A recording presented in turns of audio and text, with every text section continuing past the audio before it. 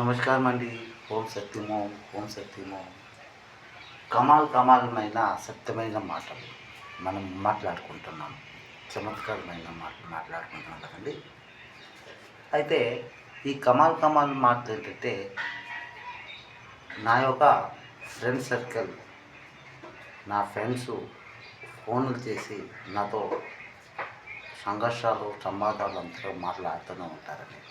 Yes, ఆ అంతరంగ మాటలు ఏంటంటే, గురుమూర్తి గారు ఇండియన్ గురు హటో ఓం సత్యం హోం లోక్ సమర్పిత్ మీడియా యూట్యూబ్ ఛానల్ నువ్వు మాటలతో పనులతో ప్రేమలతో నడిపిస్తున్నావు. ఎస్, అది బాగా ఉంది. అయితే ఈ ఇండియన్ గురు ఆటో, ఆ ఆటో ఏంటది? ఆటో మొబైల్సా? నాకు ఆటో ఏంటి అసలు? ఆటో అంటే మెకానిక్ లైన్లో వెళ్ళిపోతుంది కదండి. ఇండియన్ గురు ఆటో ఓం సత్యం కమాల్ కమాల్ మాటలాంటివి.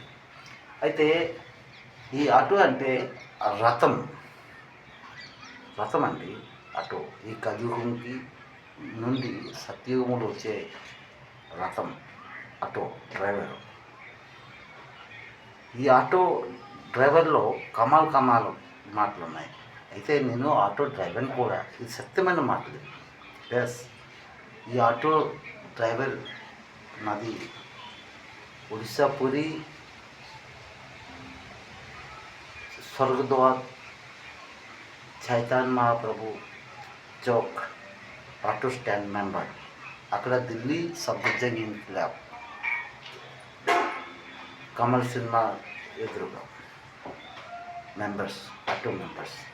అయితే కమాల్ కమాల్ మాటలంటే మరి మా ఇంటి మాటలు మీకు చెప్పాలండి. చెప్పకపోతే మీకు అర్థం కాదు. కలియుగం కథమైంది, అర్థమైంది. మనం ఇండియన్ ఆటో ఓం సత్యయుగంలో వచ్చాము.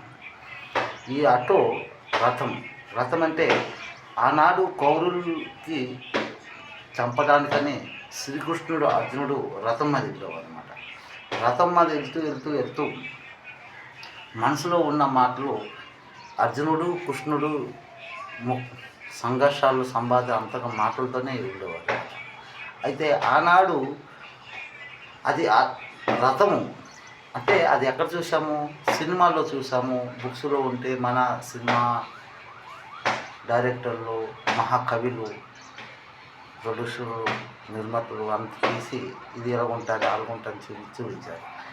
అది నిజమే, అది సత్యమే అని చెప్పడానికని ఇది ఇండియన్ గురు హటో ఓం సత్యము మేము వచ్చింది.